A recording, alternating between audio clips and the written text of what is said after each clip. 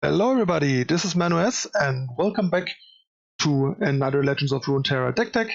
Been a while since my last deck tech. This is the first deck tech with the new set, and I started my rank climb today and wanted to share one of the two decks that I liked and had success with today, to give you some tools to climb up the ladder again and just explore the new set.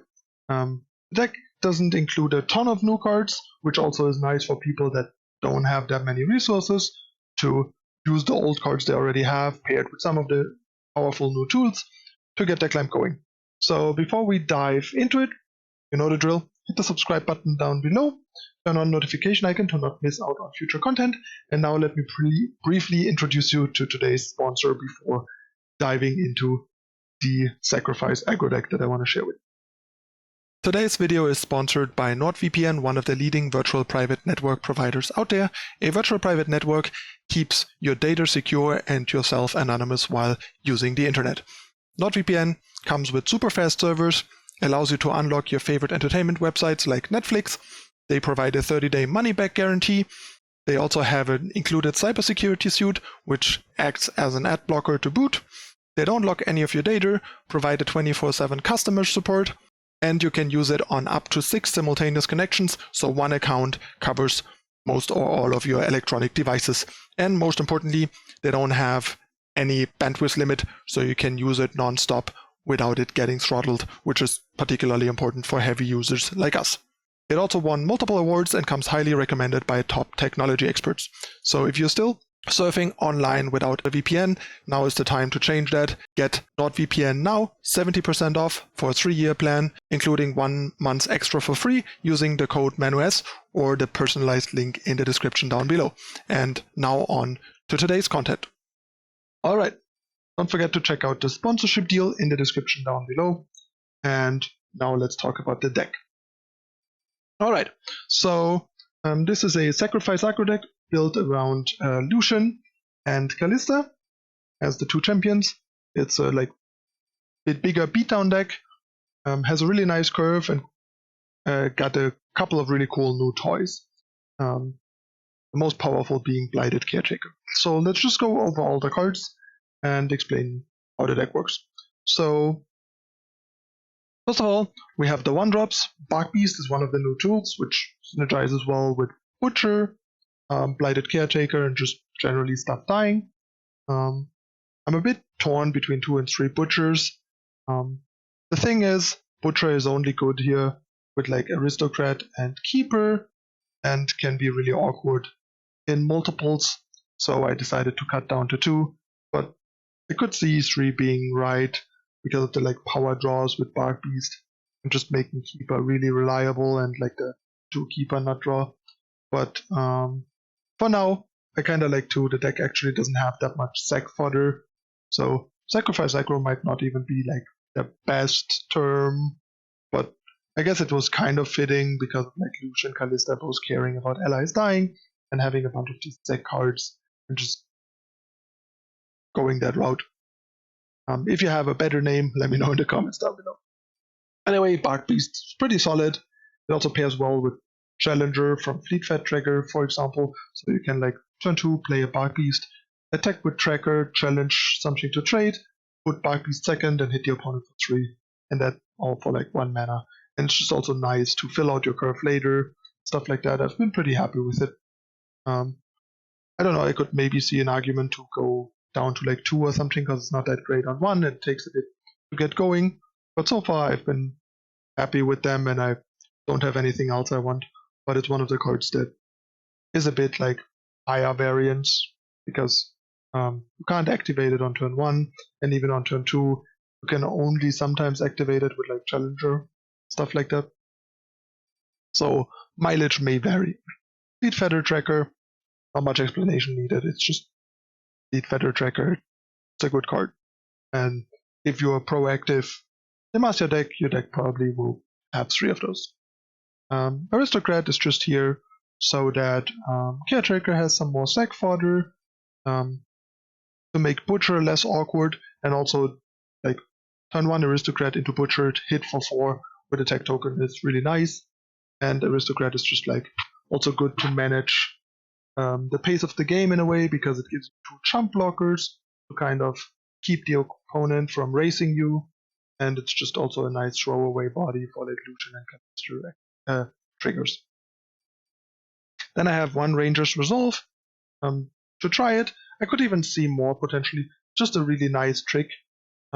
There's multiple units in combat involved for the opponent, something like Static Shock or Withering Rail and stuff like that. This is a really good counter to these cards, or even Make It Rain. Could totally see running more than 1 of these, because it does quite a lot for 1 mana and counters a bunch of like common spells and can really blow out the opponent in combat. So for example, if you would want to cut a Bark Beast for like another Ranger's Resolve, I could totally see that. This card seems like a pretty powerful trick into the right cards. And there are even more cards now where it matters. Misfortune, Activation Triggers, Make It Rain are 2 of the newer ones. Twisted Fate, Red card. So there's quite a bunch already. And then there's just normal combat and the old burn spell stuff that we know. Static Shock, Rail, Alphys, yada yada yada.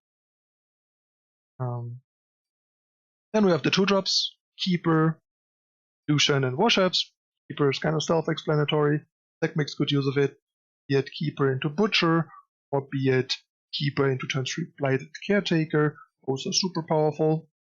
Also, it's a nice, there's a bit of an added bonus here, because obviously Lucian and Kalista care about Keeper dying, so that's nice. Also, Keeper is nice with Laurent Duelist, another enabler for Keeper in this deck that I will talk about. And so yeah, just a nice aggressive threat, and the deck now has enough good aggressive tools to make it work, which is often an issue in the past. Like you only have Butcher, running 3 Butchers often feels awkward. Then Glimpse is not a good aggressive card, but helps Keeper, and now we just have like 5 good enablers, plus the additional Laurent Duelists to really make Keeper very reliably turn on by like turn 3 or 4 and be the powerhouse he can be. Lucian is just powerful champion, great aggressive threat, also a nice target for the mentioned Laurent Duelist. And Washaps is just a really good 2-drop. It was basically between Washaps and Protector, and I feel Washap plays a bit better here because a 2-3 is a bit better than a 3-2 probably. Deck doesn't make that good use of the barrier other than on the tracker, and Washap's tracker is also very good, and Washaps also makes cards like Hapless Aristocrat and Bark Beast better on turn 2 and also lets them attack on boards. But can't really go wrong with Protector either, so if you for some reason think Protector is better or want to try Protector, feel free to do so. It's pretty close, like both are premium 2-drops and they're similarly good, they just do different things. I feel like Washaps plays a bit better here with allowing Tracker to kill bigger stuff and Blighted Caretaker Saplings to kill bigger units, because 3 is kind of the critical amount of damage, and it has mattered in the games a bunch, like Washaps, Challengers. So I've been pretty happy with them and like them. Protector, but Protector isn't bad either. Then we have the 3-drops. Blighted Caretaker. Oh boy, this card is such a powerhouse. This card is a monster. Really, really good card. I think I mentioned a bunch of times in the past how good cheating on actions is. And this really cheats on actions. It gives you 3 bodies, or rather 2 extra bodies for 1 action. And gives you 2 challengers for 1 action, which is so good, especially for 3 mana. It also gives you a complete level up on Kalista and an almost complete level up on Lucian, making it so easy to get the last one. That also makes Lucian level up a lot better. So basically, you play this, eat your worst unit, basically upgrade it into a 2-1 challenger. Then you have 2 challengers and an attacker from that action, so 2 more attackers. And your opponent gets an action, usually can only play 1 unit, and then you challenge the new unit they played and they had, and just swing with the rest of your board for damage and set them even further behind. It's really hard to come back. Blighted Caretaker is super powerful and part of what makes the deck good, and what made me update and try the deck, and now think that it's actually like potentially pretty legit, while before it was kind of decent but not that great.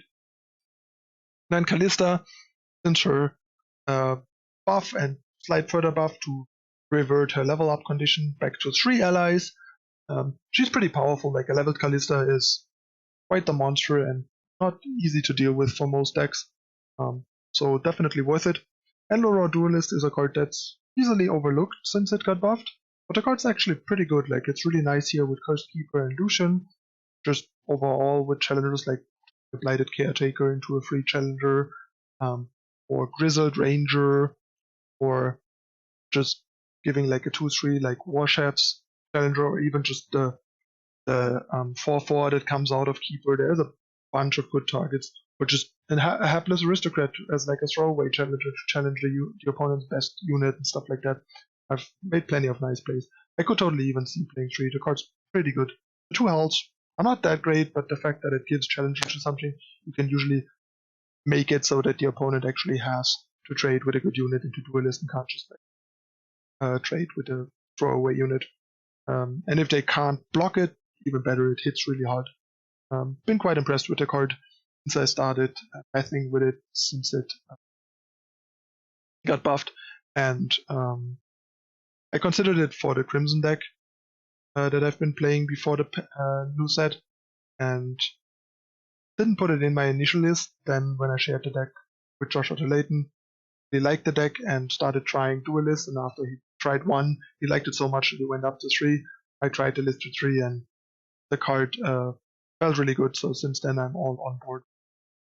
After already like kind of seeing him worth a try in some decks, and yeah, after you played with him in the right decks, you get additional value out of the challenges like in the Crimson deck or here with Keeper and Quick Attack Lucian and stuff like that. Works really well. It gives you a lot of like control over combat and momentum and pressure. Grizzled Ranger, just a really powerful new unit, also helps with Lucian and Kalista because the opponent can hardly ignore it, so you just keep attacking and the opponent has to trade into it, giving you die triggers for value. And yeah, this is just really powerful unit. The problem actually with 3-drops is we now have a lot of good 3-drops. We also still have like Laurent Prodigy, which is very solid, and we have the new Badger Bear, which is amazing.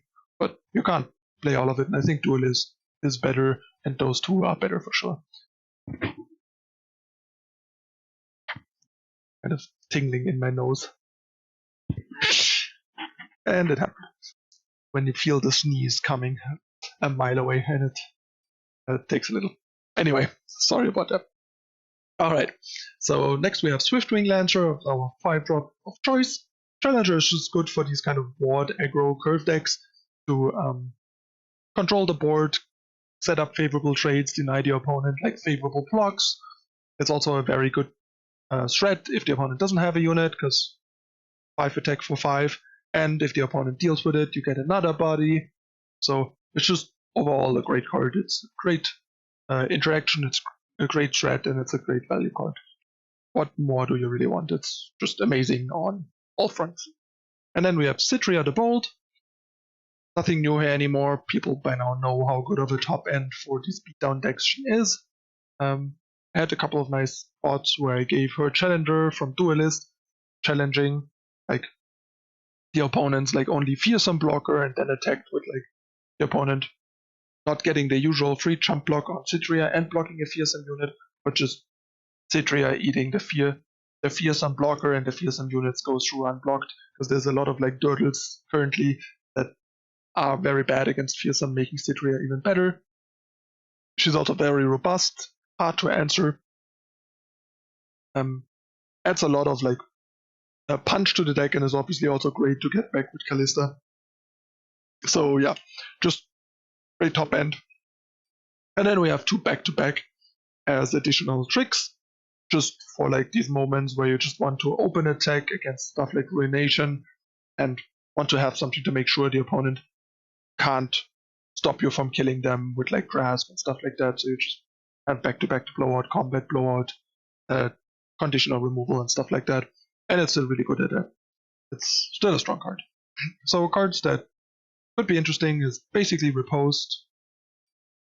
This would be interesting, but I think between now having Caretaker and Grizzled Ranger being better, I don't think this card really makes it. The deck already has board issues, and if you're not in Elite, Brood Awakening doesn't really matter. The deck is not like the kind of dirtle mid-range sack deck that wants Guardian, I think. Lancer is just better. This is nice, but I think Citria is just better in this deck unless you have a lot of Scout to get more out of this attack and need additional challengers. And yeah, that's really about it. I guess Radiant Strike is potentially appealing. On guard can be neat, but I think Lower Out Duelist is just better because it's has a better like average, because it's always like a 3-cost 4/2 that gives 1 unit challenger, while there are plenty of spots where this is just a bad duelist. Stuff like Vilefee is way too dirty. We are an aggro deck. This is not an aggro card, it's a mid-range and control card. Single combat is fine, but the deck just doesn't need it, from my impression. So for now, nope. Purify, the same. Also, especially in an aggro deck, probably not something you want anyway. Glimpse, also a bad aggro card, way too dirty. Now we have Caretaker, so we don't need to run Glimpse anymore for our keepers. Sapling Toss is actually kind of a nice and interesting card that can be awkward because it takes a turn to set up, but a 1-cost burst spell mana using 2/1 challenger that also helps advance your level ups is actually pretty nice. So this is a card that I could totally see being worthwhile in the deck because it adds a lot of like cheap board control. Mark of the Isles is just not very appealing anymore since the nerf. Really don't like the nerf on that one. And yeah, Radiant Strike, like I mentioned. That's about it. So yeah, deck's pretty cool. I'll show it to you in action. And give it a try for your climb. It's certainly something that people won't expect and might be surprised by. It's also just very high card quality, very proactive. So while the opponents dirtle around with like all the new dirtly cards and like deal 1 stuff against our robust units, you just slap face, and that's basically how the games went. I went like 8-2 today on stream with it. Lost a close game to Burn, which can be a bit of a rough matchup depending on how the games go. And to something else that I don't remember, and the other games were all just like complete storms that just ran over people. So yeah, it's a nice start to the no format, and it's also fairly cheap because it's only like 3 rares, 6 rares, 6 new rares, 7 new rares if you run one of these, and like 3 new commons. The rest is old cards. So yeah. There are plenty more decks to come in the next days and weeks, so keep an eye on my social media, on this channel, and of course check out my stream in the description down below to catch me live streaming, building and tuning new decks and climbing back to mastery. So yeah, that's it for the deck tech. I'll see you in a moment with the first game.